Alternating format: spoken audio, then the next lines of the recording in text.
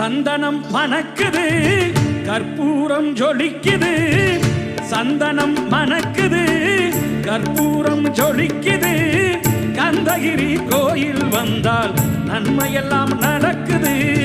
கந்தகிரி கோயில் வந்தால் நன்மையெல்லாம் நடக்குது சந்தனம் மணக்குது கற்பூரம் ஜொலிக்குது